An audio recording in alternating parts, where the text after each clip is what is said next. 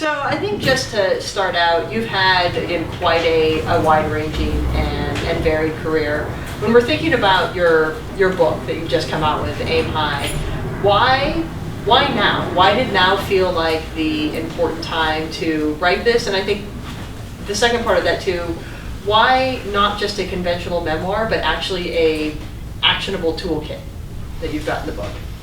When you are used to a very high-powered career, whether it is in business or in government, as I certainly had for quite some number of years, and then you stop working 24/7 at that high-powered career, one needs activities, right? So you might wonder what I'm doing today. Today I'm serving on some boards, I'm consulting, I wrote this book I'll come back to in a moment, and I'm also serving as an executive mentor and coach to C-suite level or C-suite ready people who their companies are investing in them and to hopefully get them to the next level. And really it is that issue of mentors and mentorship is the reason why I wrote the book, and particularly why I wrote the book in the way it is. By the way, it's my first book. It's probably my last book because it was a really hard project, but it feels kind of good now that I have it under my belt. It's a sense of accomplishment that I was able to get my thoughts on paper. The book, as you said, is part memoir, but it's not all memoir. It's part memoir, it's part leadership, and it's part how to get things done, whether it's in business or government or even in our personal lives. How to get things done in environments that are constantly changing, tumultuous perhaps, or dare I say even dysfunctional, as I think many of us feel the government has become. How do you break through and how do you get things done? So it's really a three-part of a book, and because I believe so strongly in mentorship, I've been mentored a great deal in my life. I absolutely don't think I could have done the things that I've done if I didn't have people showing me the way. This book was a way that I could then mentor on a much broader scale, meaning put down my thoughts on paper, the things that I've done right in my life to reach a period of success and more importantly fulfillment and happiness, but equally important, the failures that I have had in my life. What did I learn from those failures, and how do you bounce back? How do you keep on going? So the book is all of those things wrapped up in one package, you might say, and it's my way of mentoring on a broader level. Great. And I think that actually having those actionable steps at the end of something like a memoir is so important, because we often hear stories of people that inspire us, and you get this bit of like, well, what can I do now? So I, for one, am very appreciative that part is there. And so I want to use this time that you're here for the little bit of mentorship ease. You mentioned the ever-changing world. You've seen a huge swing from your first days at Capitol Hill to ending up as Secretary of the Air Force in not just the way the world operates, but a lot of the tools that we use to operate the world, whether it's changes in technology, changes in travel. What do you see as some of the biggest opportunities that have arisen from these changes, as well as what new challenges do we have, especially for the young people here? What new challenges do you think they're going to be facing in the world? Well, I think first of all, no matter what your field of study nowadays, it's really, really important to, even if you're in the liberal arts arena, as I certainly was, by the way, my major in both undergrad and graduate school, I went to Duke and then Columbia, it was international affairs, international politics. So it's very much in the sweet spot of what many in the audience are studying. I was not a big technologist. Nowadays, I recommend that even those who are studying the humanities learn as much about technology as you possibly can. Become conversant, because I think increasingly the world will be interconnected. The types of trends that we've seen in recent years are only going to get more and more. And so to become conversant and able to use at least some of these technologies, that doesn't mean everybody needs to be able to program, but everybody ought to be able to describe ultimately what some of these technologies can do to transform their government agency, their business organization, what have you, or even the technologies that we're using at home. I would also say don't ever lose track of sort of the good old-fashioned let's go back to basics. And when I say the good old-fashioned let's go back to basics, always keep in mind that the relationships in your life and the people issues are, in my opinion, still number one. So I just gave you a big pitch about technology, but who makes technology work? It's the human beings behind it. And so as you get out into the business world, I'm sure you're already finding this here at Georgetown, everything happens in teams, and the relationships that you have within your team is extremely important with your peers. When you get to a leadership position where you're overseeing others, it will be critically important that your leadership style, at least in my opinion, that it will be have emotional intelligence attached to it, as well as just the competency that you have developed through your years, but being able to listen to people, communicate with people, take input from people. All of these skills will become increasingly important. So let's not ever forget, in this highly technologically interconnected world, it's humans who make the world go round. And so I still like that phrase, put people first, and I've tried to live by that both in business and in government. And so because of that, can you talk a little bit about a challenge that you had? And I'm thinking, I'll be selfish here as a Marine, as your time as Secretary of the Air Force, because I think the audience here, a lot of the military side are things that resonate well. A challenge that you had, something that was like a big structural problem, that emotional intelligence of leadership and that human connection and that engaging with people really paid off and worked well. I mentioned that in Aim High, Chart Your Course and Find Success, how to get things done is at least a third of the book. And I want to give you, in answer to your question, Kai, a case study that I have in the book. It's about my time as Secretary of the Air Force, and it also goes to this question of a repeatable process of steps that anybody can take in any walk of life. If you've got a challenge, a problem, a hurdle that you're trying to overcome, how does one go about that? And I maintain, I'll just give you the 5 steps and then I'll come back to this case study and this challenge. Investigate, know the facts, know what your stakeholders are saying. Number 2 is communicate. Why do we have to do things differently around here? Number 3 is activate. Okay, what exactly are we going to now do differently? What are our initiatives and programs? Number 4 is iterate, because whatever you come up with won't be right the first time. You have to negotiate, change things up. And number 5 is follow up, because nothing happens if you say it once and assume that it is going to be done. So that's my 5-step process, and here's my challenge. So I'm 3 weeks old in the job as Secretary of the Air Force. I had just barely figured out what's what and where my office was in the Pentagon, but I had been giving a lot of thought to this as I was going through the confirmation process. And I had my 3 top goals. I had a whole travel schedule for 6 months that was going to allow me to highlight the themes that I wanted to highlight and work on as Secretary of the Air Force, and boom, the whole world changed. And the reason it changed was because I received word that there had been a cheating scandal within the nuclear enterprise of the Air Force, the ICBMs, which are the land-based nuclear weapons of the Air Force. And first of all, I didn't exactly know what to do about all of this, but I knew it was big, because anything nuclear in Washington immediately goes nuclear. The president has to be informed, the Secretary of Defense. It's a big deal for obvious reasons. These are highly destructive weapons. The scandal appeared to be relatively contained. It was dozens of airmen who had cheated on a proficiency exam. But I immediately thought, wow, what does that mean? Does that mean these weapons, the people are guarding these weapons that don't know their jobs? Could it be that we would have an accidental launch? Is the safety and security of the nuclear enterprise in question?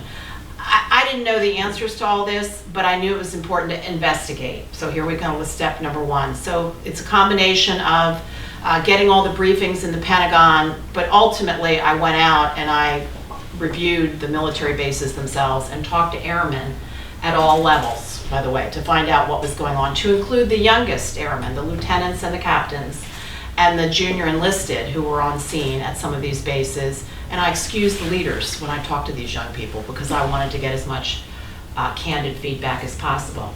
I ended up ultimately deciding we were going to go public with this, because I figured if we didn't, it would leak anyway. Better to get it out there and control the narrative as best we could. So there came the communicate phase. I believe in transparency. I know it's under fire these days, but I still believe that transparency is the way to go.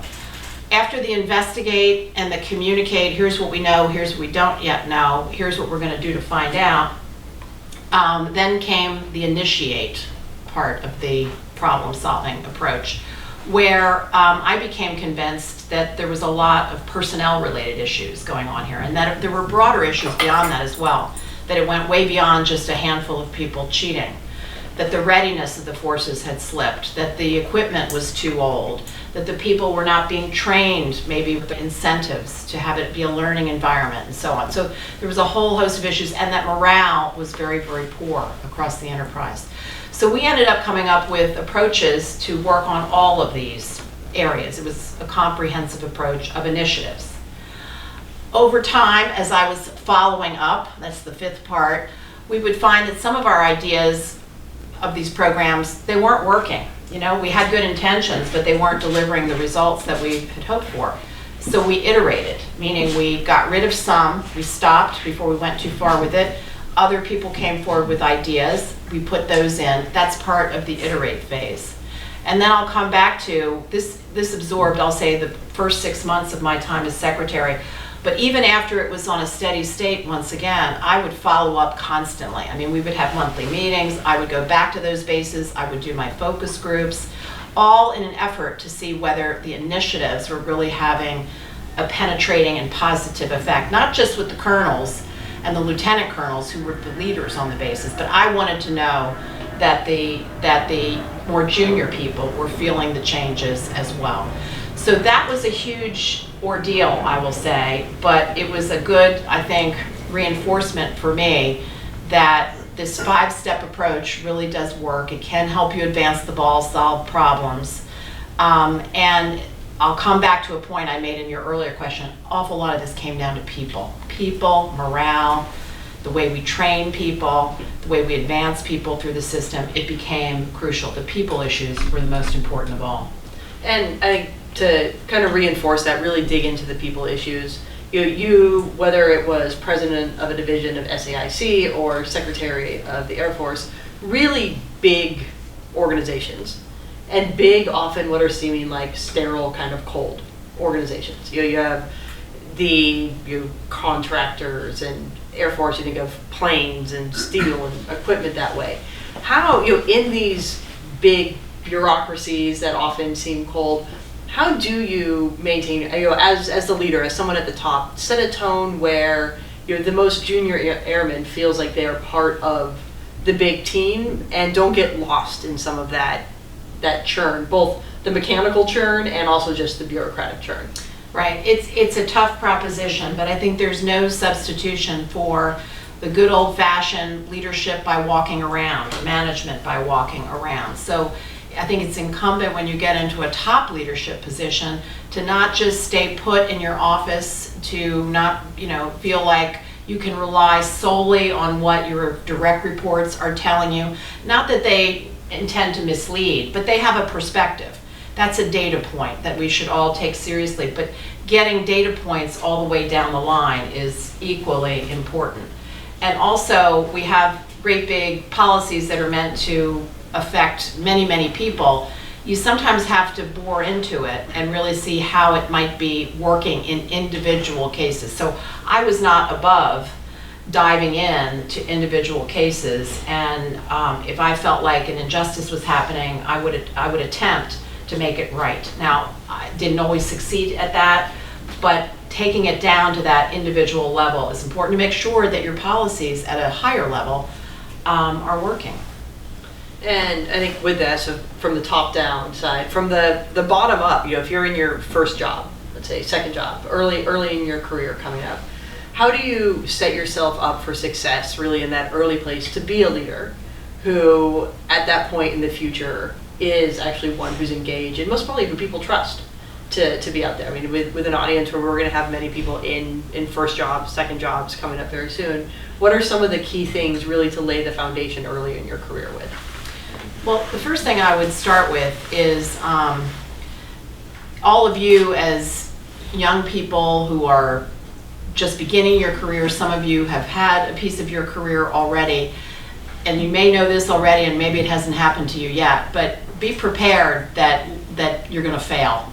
You're going to fail at some things that you attempt to do. I say this from experience, I certainly did. I had a big failure in my life when I was your age, studied international affairs, had a dream to be in the State Department. I did all what I thought were the right things to do as a young person, got out of school, applied to the Foreign Service, and promptly got, actually not that promptly because it takes them a long time, got a rejection letter and just about crashed. Thought my life was over at the age of 24. And it was only because of that failure that I pivoted, through necessity by the way, to what was my first job, the Department of the Army. I was a civilian in the Department of the Army. Not my heart's desire at all, but I needed a job. I needed a paycheck. And so I took it, threw myself into it. And then, here's the next thing, get ready. When you have a failure, open up your eyes to new possibilities. Because although you may be on track or plan A right now, I'm sure you all have a plan A, you don't know about plan B and C and D until you open your eyes and try some things, because you could find out that that's even better than your original idea was. And that's pretty much what happened with me when I pivoted to the Army. Didn't want to do it, had to have the job, threw myself into it. And before you know it, the work I was doing was interesting. I had a great team and a great first boss who was my first mentor in life. And after that time, starting with the Army, I went to the Armed Services Committee. You heard some of my background. My whole background has been military oriented. So call that my plan B, is what my life turned out to be. But I look back on it now and I'm so grateful the State Department rejected me so many years ago, because my plan B turned out to be even better. So get ready to fail. Be prepared to open your eyes for what could be alternative possibilities in your life that you might find really interesting. And then the third piece of advice I would give you is always play to your strengths. So often we step back and we worry, oh my goodness, I'm not strong at this, or I don't know enough about that. I think we women do that, by the way. I'm looking at the women in the audience now. I think we do it more than men do it as a general proposition, because we worry and we need to be perfect. We want to be perfect at things. I think you need to resist those feelings and make sure that you are self-aware enough, you know what your strengths are, what your strengths are not. Don't ever lie that you're strong at things that you're not, but don't play to those things. Play to your strengths. So when I was right out of school, failed at the State Department, or at least I didn't get selected, pivoted to the Army, what did I know about the Army? And the answer is absolutely nothing. I was a civilian GS, but I had some strengths even in those days. And you got to play to your strengths. I was a good researcher. I was a good and clear writer. I was willing to work hard. You know, these may seem basic, but you know, every organization needs people who have these strengths. And so the fact that I was able to go in there, be an open book, be ready to absorb, and do the writing, do the research, this was allowing me to bring something immediately valuable to these much more senior members of the team, who, by the way, mostly were uniformed and mostly were men, and all of them were much, much older than me. So again, know what your strengths are and play to those strengths. And I certainly appreciate you being honest about failure, because we all have them. And I mean, I remember for me, it was the first time I ever downed a flight in flight school. And you have this idea that everybody else out there is perfect all the time. To come to find out, when you start to dig into it, yeah, every single one of my instructors had downed a flight. Everybody else, a big part to see how you just deal with failure, handle it, like what it's going to do to you, to shut you down or not. So I really appreciate the candor of saying this is something that didn't work out, but here's how we adjust. So I think that's a lesson that more and more we can keep telling, especially today in this culture of online presence where everything is so perfectly manicured all the time. And it gives a false impression. Right. And I think that's especially true for those who are younger than us. Yes. I think when you get to be our age, you know that when people give the impression of having everything be perfect, you know they're lying. Right. But before you know that, you don't know that, you see. So I used to think people were perfect, and of course everybody's got something. Oh yeah, it's my, like, I don't trust people who don't have like at least one vice they're honest about. Right. Because you don't know what really bad ones are hiding. Yeah. So when you downed an aircraft, you mean you crashed? No, I failed a flight. So in flight school we have to go through and like you're evaluated all the time. And then it comes out they'll intentionally fail you just to see how you handle it. Okay. So that way, like if you admit what you did wrong, if you can actually learn from feedback, how to learn from feedback. And so I wanted to explore that a little bit. You know, with the nuclear cheating scandal, clearly was a very good example of the, you know, the 5-step plan working. Where's an example of a hard piece of feedback you got in your life that you really didn't want to hear? Yeah. Because we don't like them very much, but how you took it, internalized it, and again, used it to play to your strengths. When I was a general manager of a business unit at SAIC, so this is, you know, a step down from, I ultimately became a president at a higher level, but before that. Mm-hmm. But nonetheless, I was responsible for a substantial piece of business at the company, thousands of employees, and I considered myself to be quite a good communicator, a people person, as you heard me say before. I did get some tough feedback from my then boss. So performance reviews, you know, of course you have very measurable metrics in business, profit and revenue, and did you meet these targets and that. So going through the annual performance review, it was a woman, you know, gave me this is all measurable, right? So I was doing very, very well on all of those. I had started a mentoring program in my own business unit. So, I mean, I got very high marks for taking the initiative on that and so on. And then toward the end, she says, however, there is one thing that I would like you to work on. And I said, oh, okay, please, what is that? And she said, I've noticed that when you communicate, that when you're talking to your team, if you get frustrated, you get, you know, quite a tone to your voice.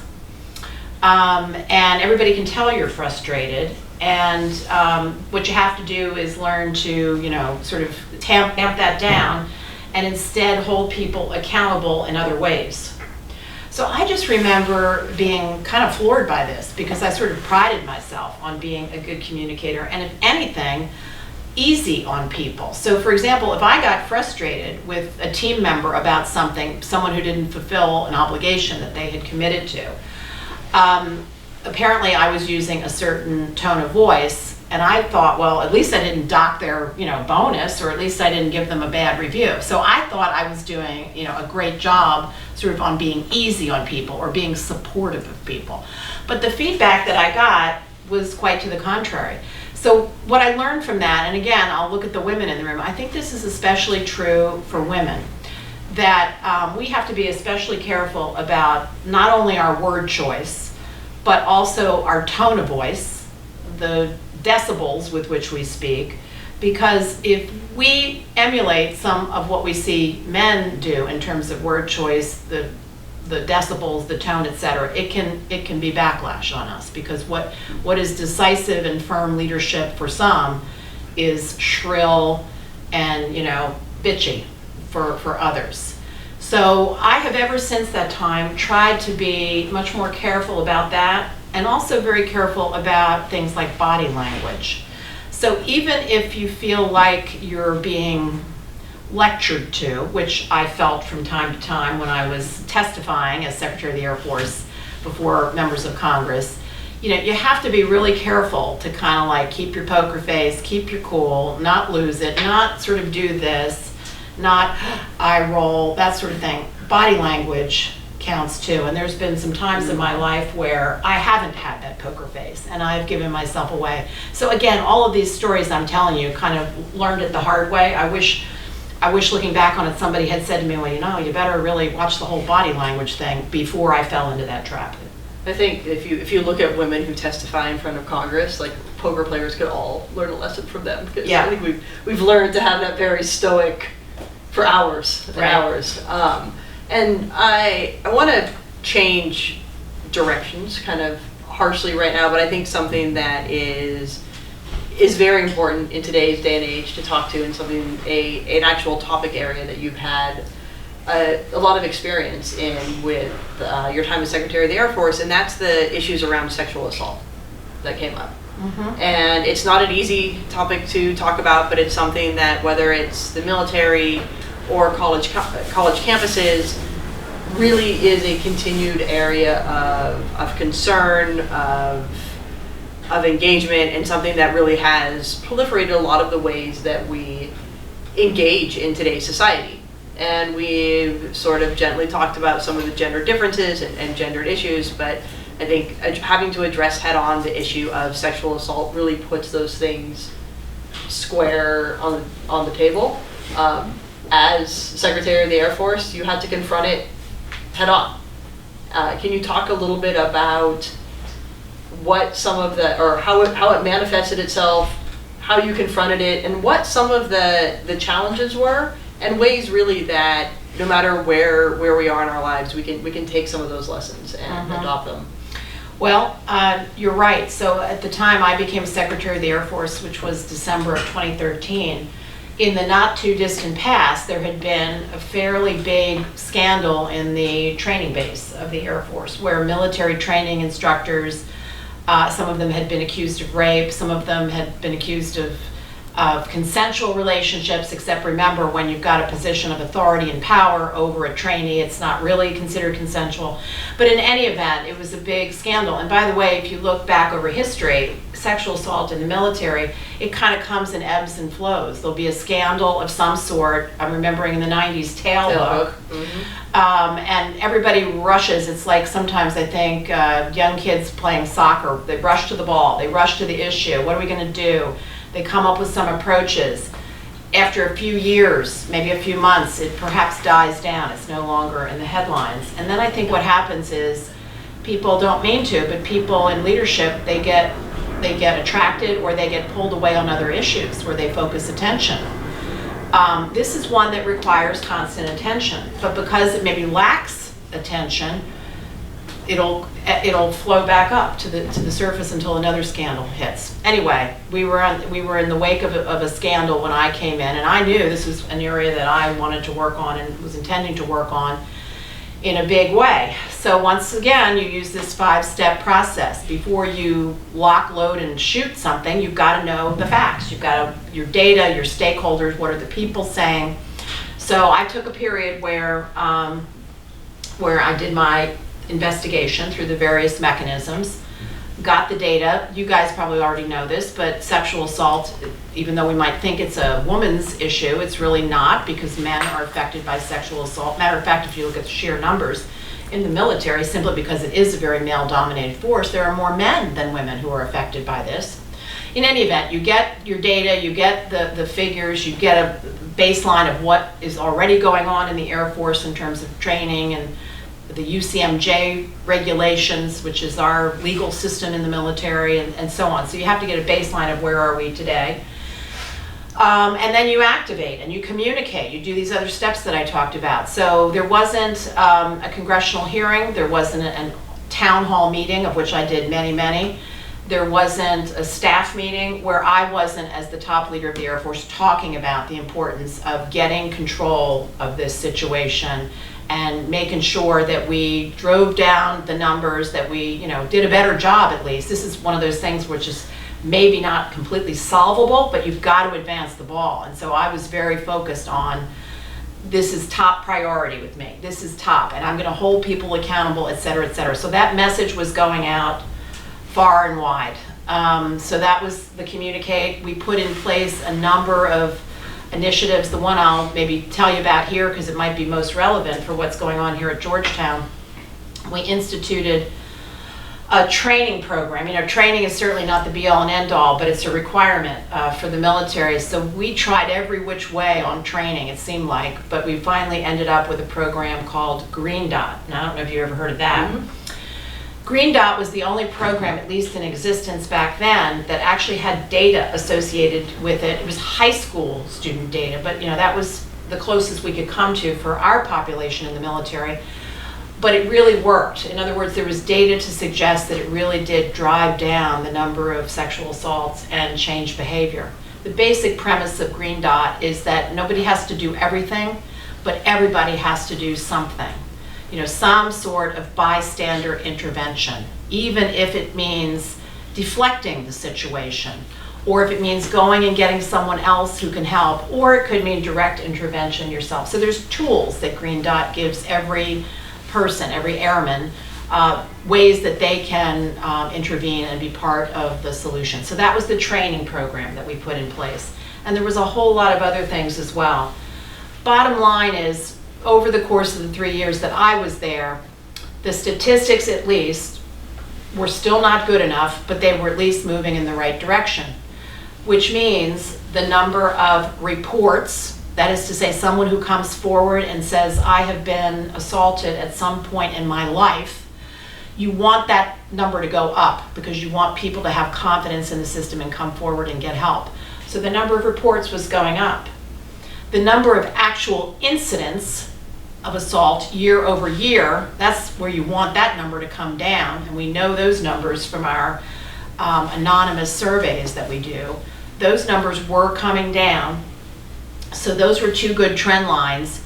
The third was the toughest nut of all to crack, and that was this feeling of retaliation, where victims, survivors felt like they were retaliated against in some way. By the way, best as I could tell, most of that retaliation is the type of retaliation that people were feeling within their units. So even though this is supposed to be a private matter, and they do go to pretty extraordinary lengths to keep these matters private, it seems like people always find out, and then people take sides.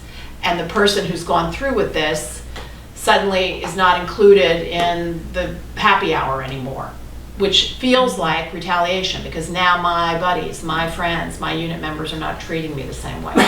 So a lot of it was this feeling of stuff that was going on at the unit level, more so than what their supervisor may have done to them in a professional way. But be that as it may, the retaliation statistics were not moving at all. So I felt really bad about that one. But it's continual focus, it's putting in place programs, it's the continual communication. I don't know how else to attack these problems other than with those factors. And I think this highlights one of those issues that, as a leader feels almost intractable, that not moving, not having the ball move is hard.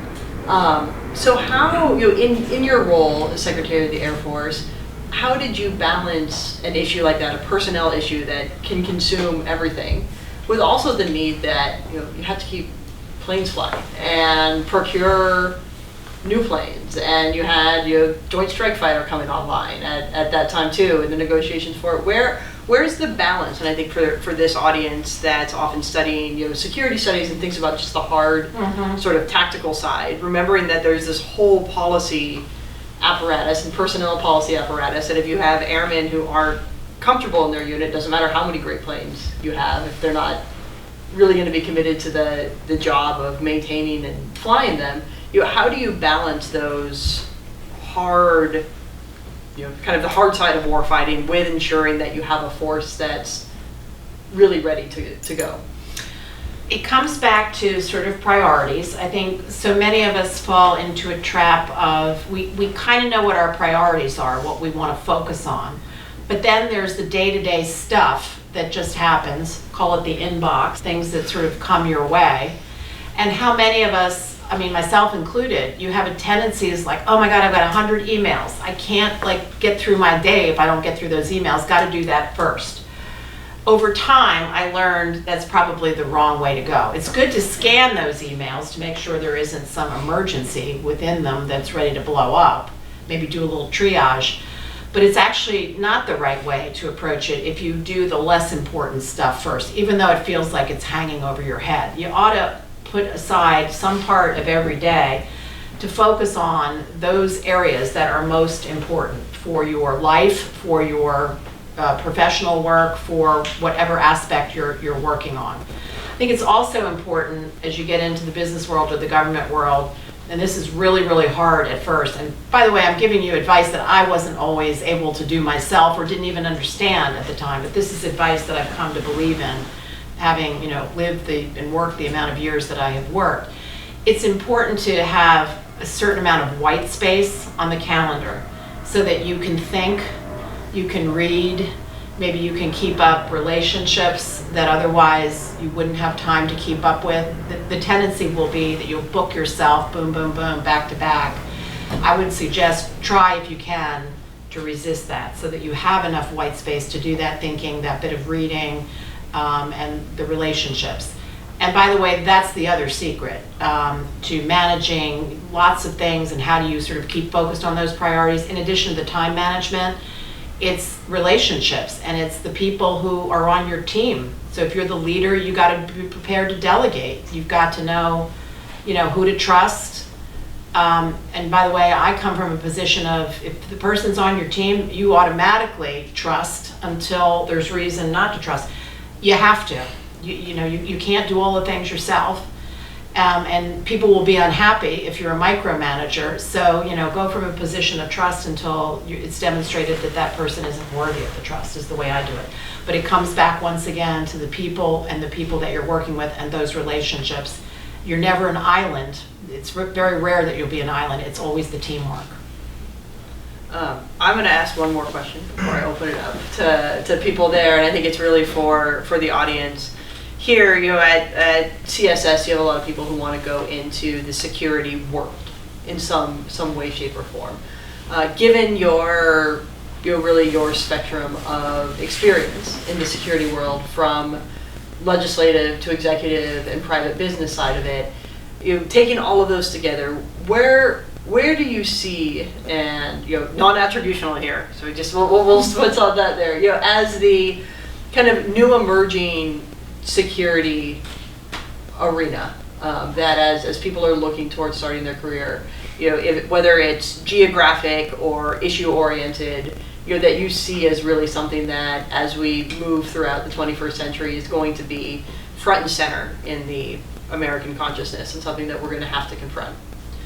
I think cyber is here to stay as a huge issue, and it's an issue that will never solve. It's constantly evolving, and every time we sort of address and fix one aspect, the people who are either trying to steal or mean us harm from a national security standpoint, or who are trying to gain economic advantage by whatever approach they may be taking, they'll figure out some other way to defeat whatever the defenses were. So this is a constantly evolving area. I think this area of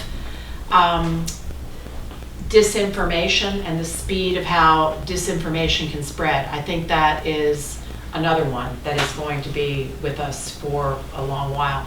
So people who are interested in what aspects, I think, again, some knowledge of that technology is important. Psychology, the humanities, the international affairs, I think that's every bit as important, because these are so intertwined, particularly when you're talking about everything from nation states to terror groups to criminals and whatnot, the types of people that are going to engage in this, or even for political advantage, right, in political campaigns. So to have that knowledge of the people side of it as well as the technology side of it, I think will be very important. As Secretary of the Air Force, of course, I had program reviews of the F-35 fighter and some of our most advanced weaponry. And I'll never say that these things aren't important, and yet I don't think the next war is going to start by a nation state, sending attack aircraft against us. I think it's much more apt to start through the hybrid approach that you saw in Ukraine. Cyber generally.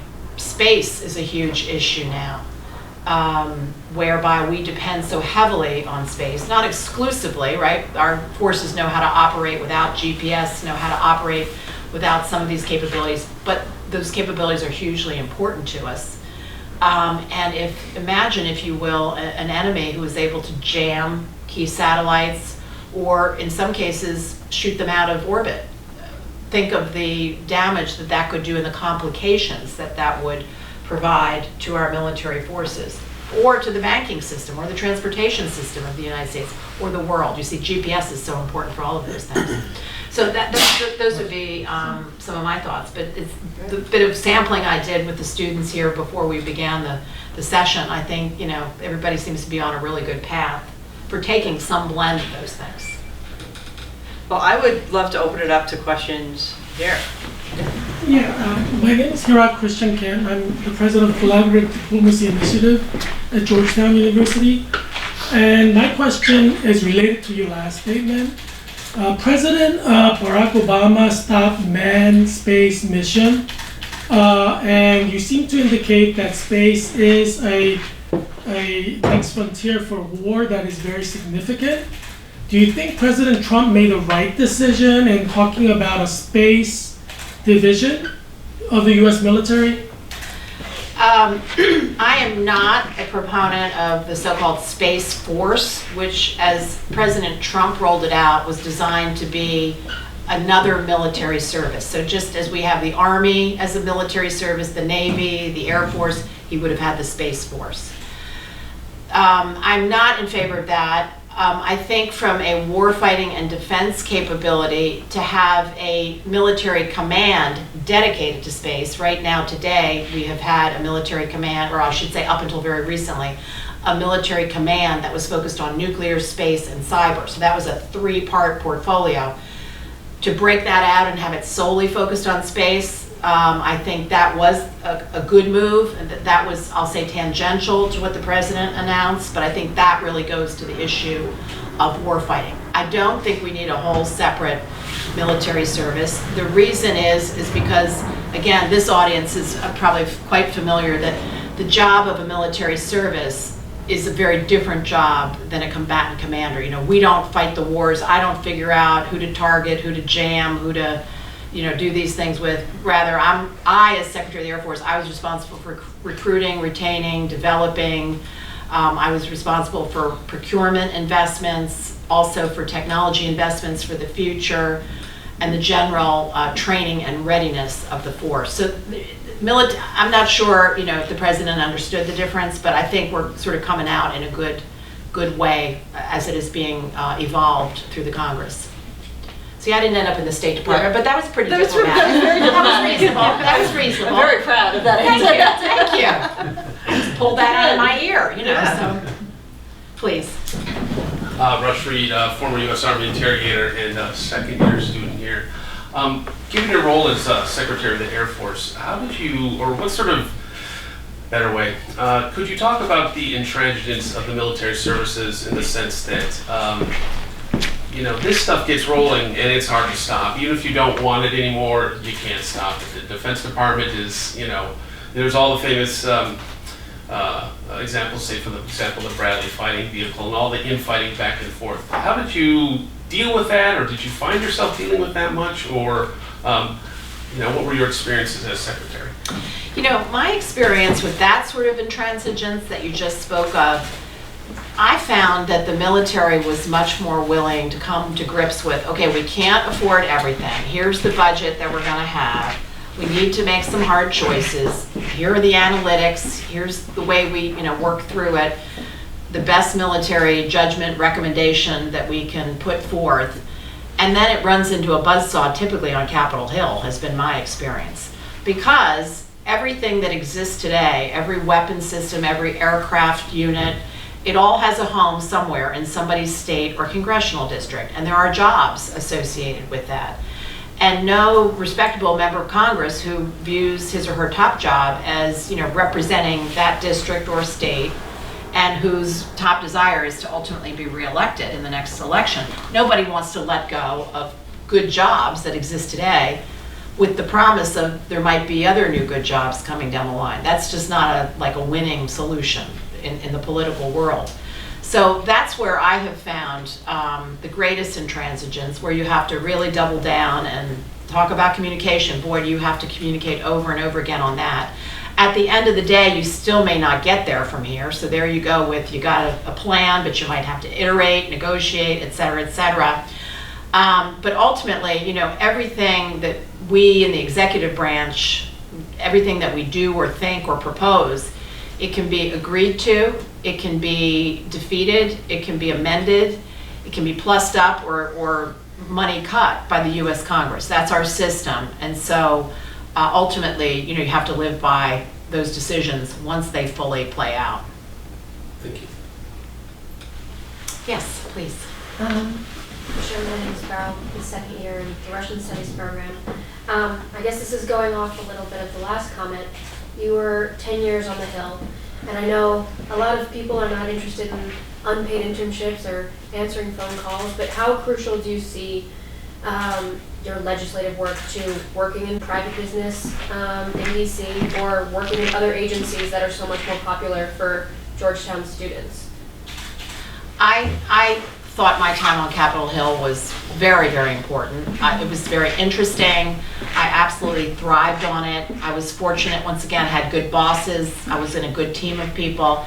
And I also, here's something that if you're interested in doing, here's something that you won't be blessed with the way that I was blessed with.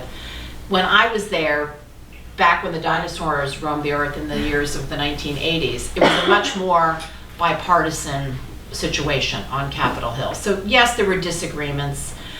Yes, not everybody saw eye to eye all the time, but even the disagreements, people could disagree agreeably back in those days. And you'd debate, you'd have a vote. For the most part, it would be over with then, you'd move on to the next thing. I remember as a professional staff member, this was back in the days of Tip O'Neill, the Democrats were in charge of the House and so on. So the chairman of the committee, which was the boss over all of us, was a Democrat.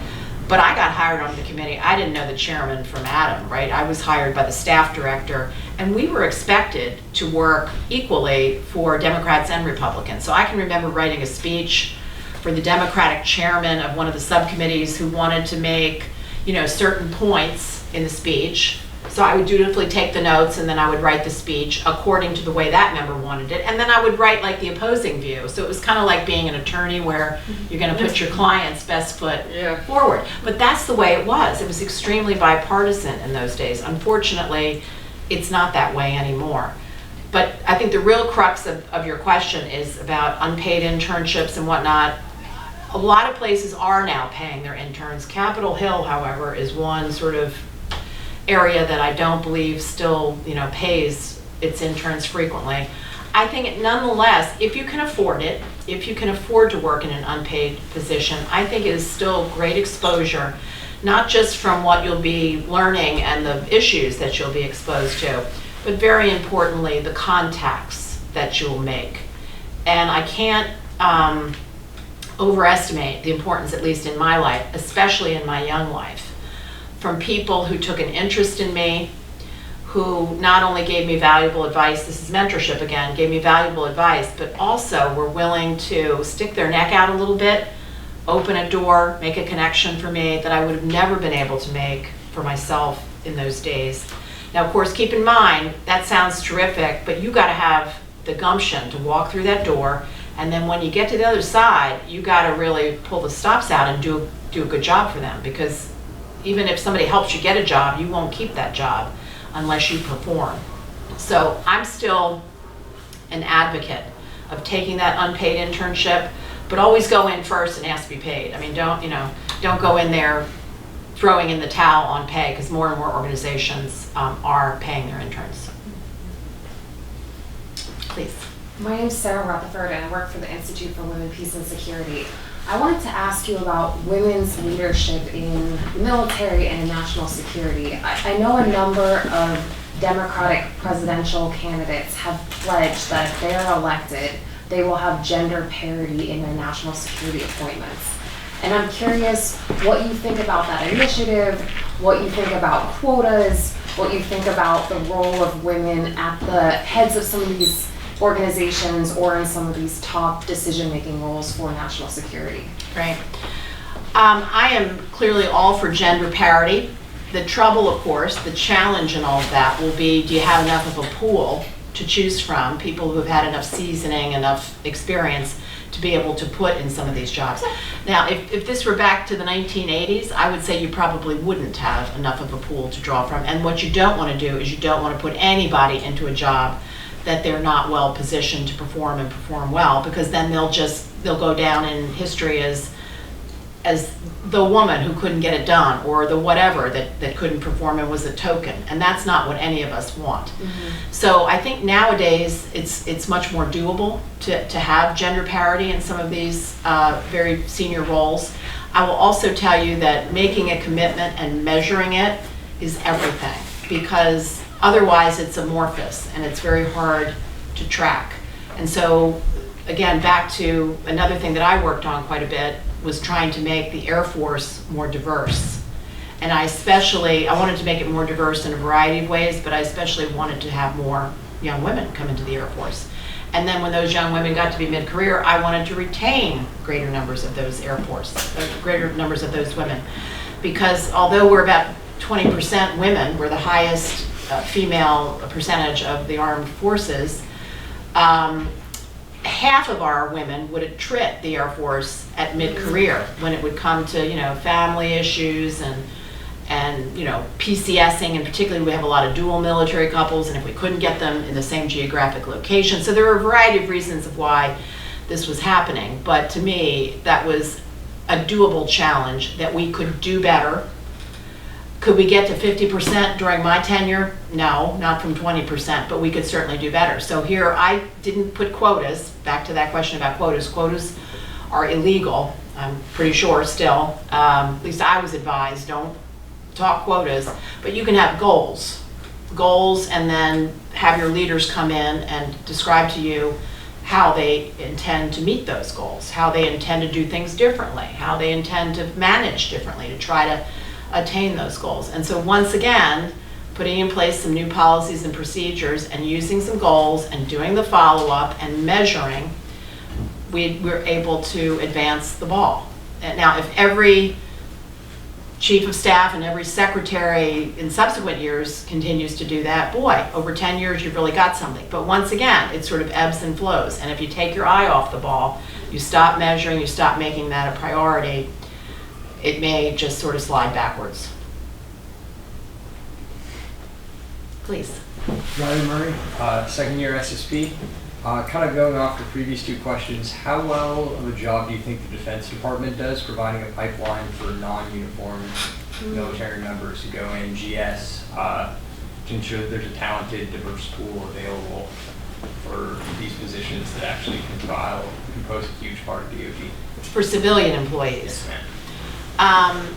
So I'm going to say I think DoD may do a better job than a lot of the rest of the federal government, but with that said, not nearly good enough. So the number one thing I would say is it takes forever to work your way through this thing called USA Jobs and, okay, I think I've struck a chord here. Has anybody ever heard of the Presidential Management Fellowship Program? Okay, so I didn't tell you part of that part of my story. I was, back in those days, it was the Presidential Management Intern Program. So I was a PMI, it's now called the PMF. That's a great entry. But again, I think it's relatively, it's only so many people that can participate in that, but definitely look into that. And I think some of you already have. USA Jobs is a problem. I mean, it's a great idea, right? But it seems to have slowed everything down from, the snail's pace that it used to be to the glacial pace of today. And who can sit around for 3 months before you even get a reply, and then the reply is sort of a non-reply, and even if it's a pretty good reply, it's usually a hold on, we're working through it, and it might be a year before you get the job. So increasingly between the Congress and the Defense Department within some of their own authorities, and for particular job specialties, and cyber comes to mind, they are either cutting through some of this, what I'll call red tape, and having more ability at a local level to go in and hire certain skill sets. So often we have these procedures in the federal government, which there were good reasons for setting them up. The GS system is set up to be fair to everybody and to, give everybody the same opportunities for promotion and so on and so forth. The negative is it's so bogged down, it takes too long. So increasingly people try to cut through it, put in a new authority, pilot program, so that they can essentially go around the main system and get people in the front door quicker. So it's a problem. We're probably better in DoD than what I take is the case, or what I believe is the case elsewhere in the federal government, but it's not nearly good enough.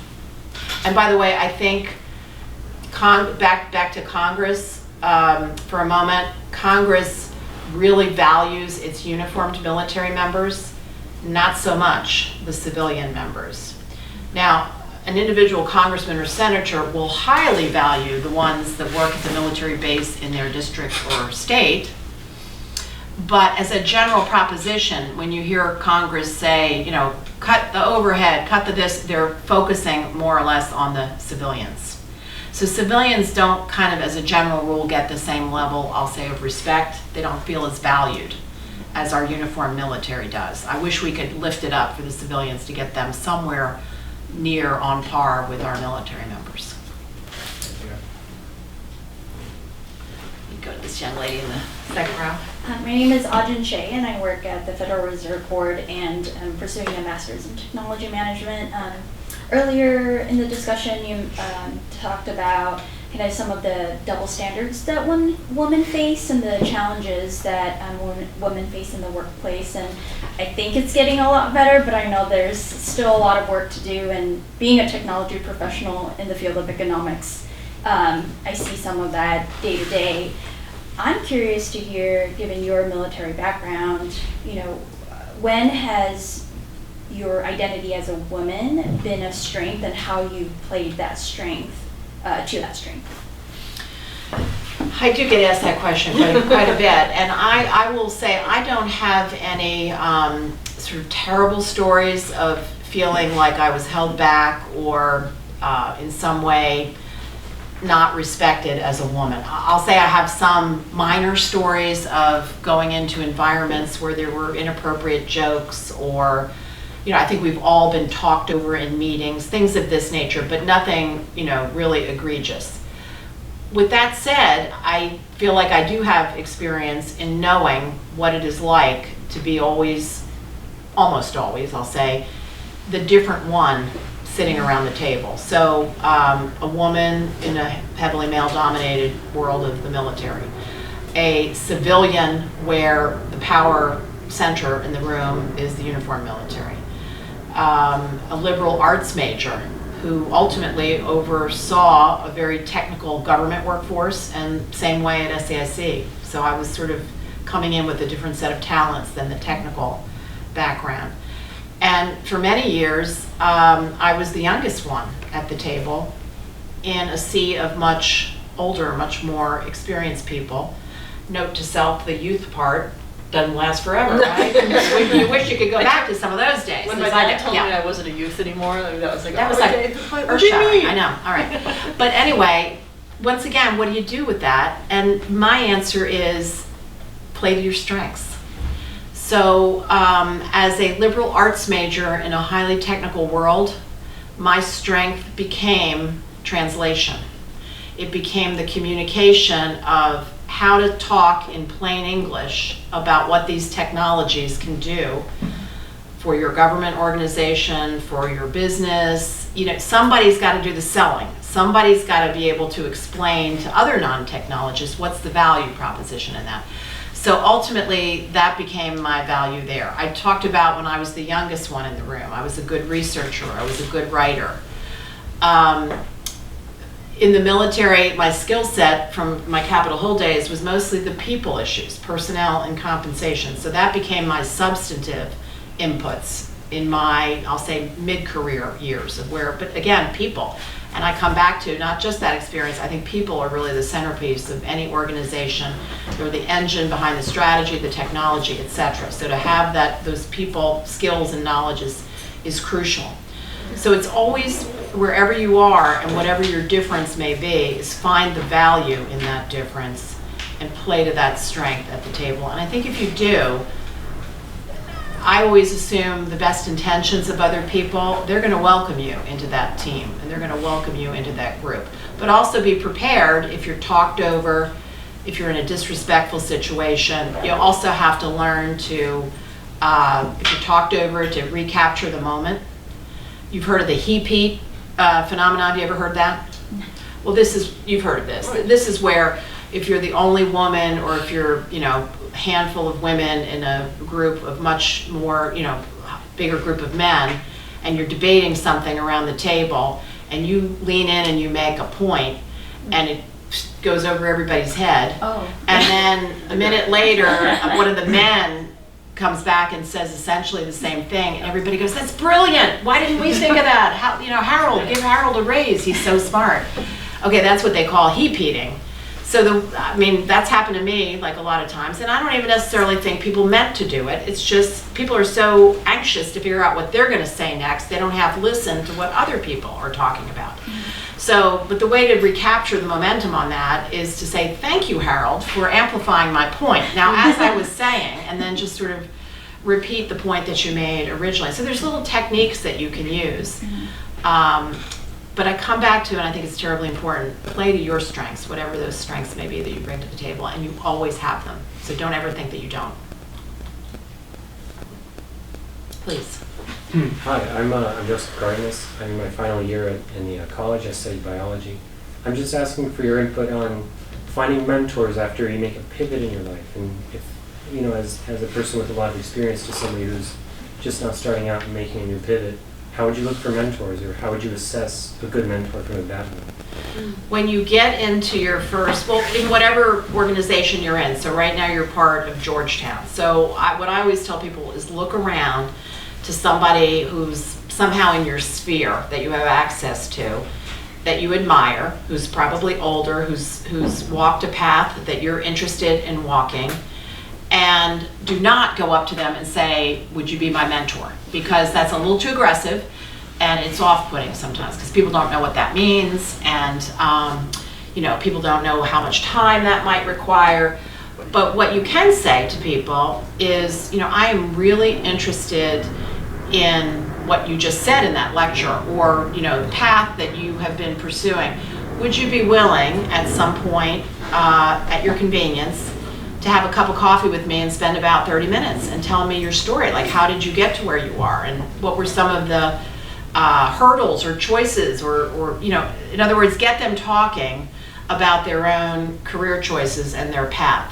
Now, people will be afraid to agree to be your mentor if you just go up to them and say, will you be my mentor?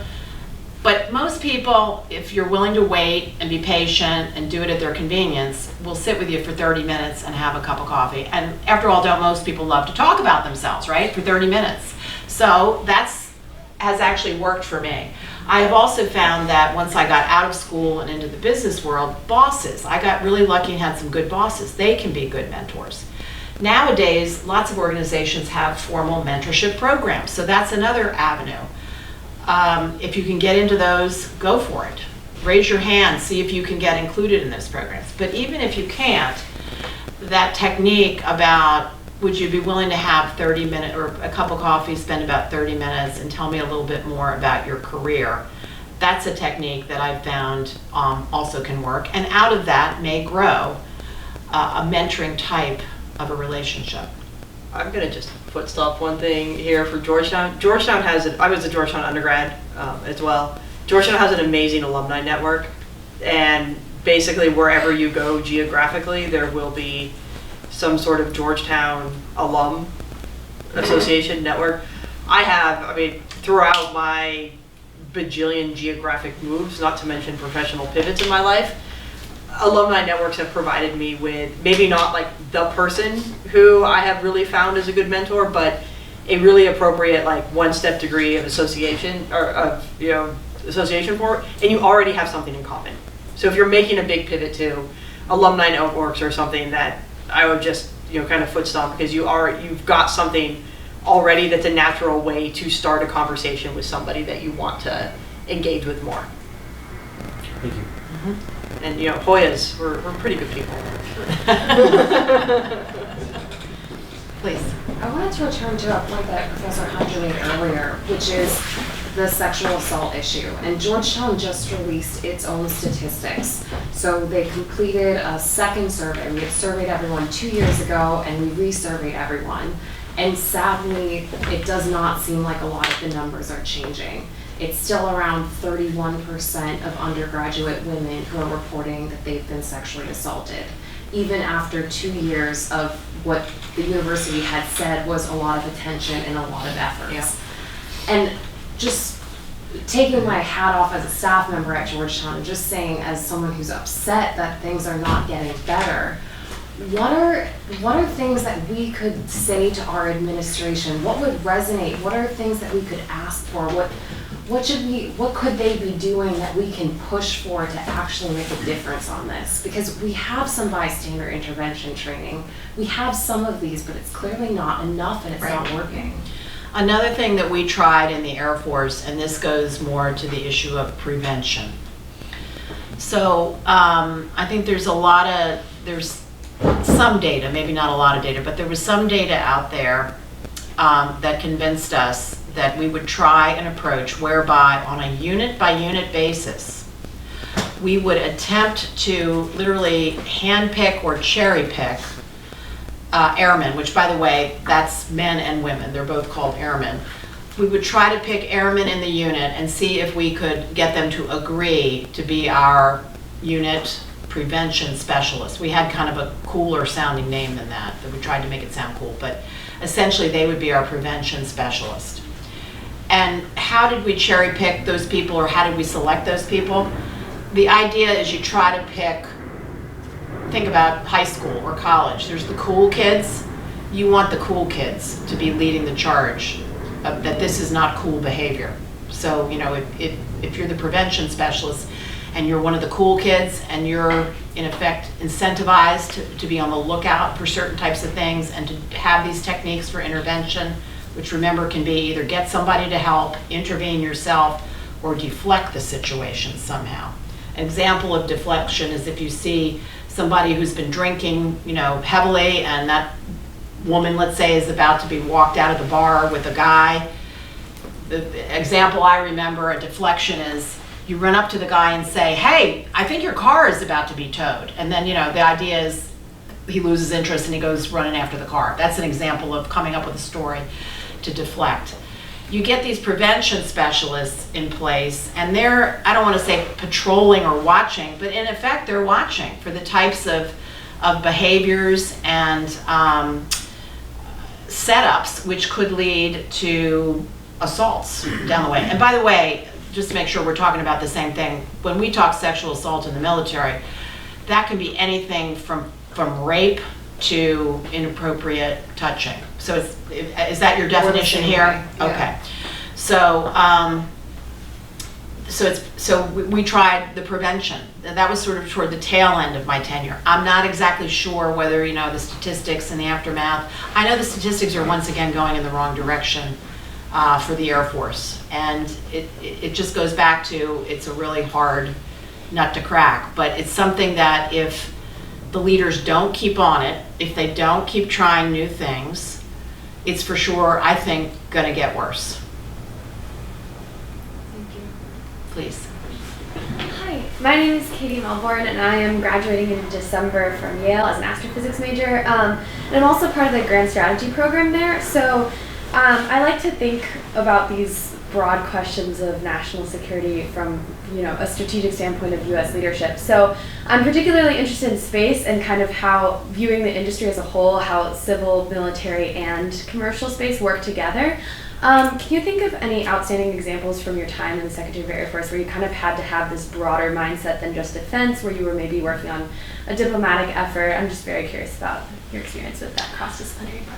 Well, you heard my dream was to be in the State Department and to be a diplomat, and that dream wasn't realized, but in a way it was, I'll make the case, because as Secretary of the Air Force, I traveled to probably upwards of 40 different foreign countries. I met with heads of state. I met with certainly chiefs of the Air Force, ministers of defense, you know, different counterparts, so to speak, except frequently I would get to meet with a higher level counterpart simply because of the size and the budget of our U.S. Air Force. It's bigger than most of the entirety of the other militaries, if you see what I mean. So that would get me bumped up. And so I would be in there having discussions about bilateral issues, and it would be my own little mini State Department, you might say, where I was negotiating and talking about matters that had much more broader diplomatic reach. None of this would ever happen without the full cognizance of the ambassador, who is always, you know, the head of the country team. And if you're going into that country, somebody like me who's just going in to visit that country, your first stop always ought to be the U.S. Embassy and with the ambassador.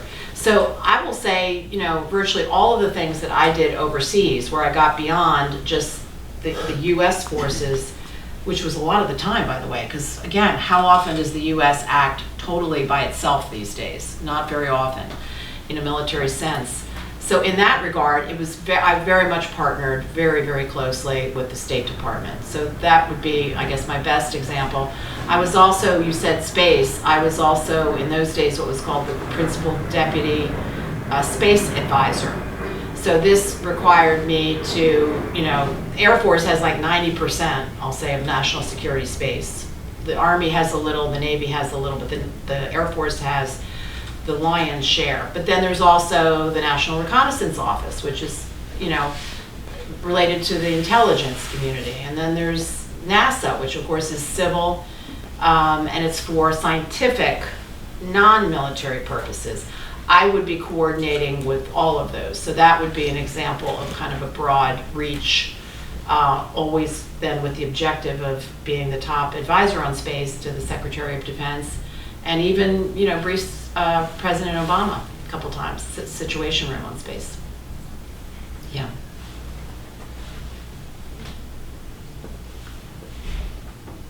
Well, thank you, everyone, for coming. I know you'll be sticking around for a little bit, sign books, Yeah, have some mix absolutely. and mingle. Yeah.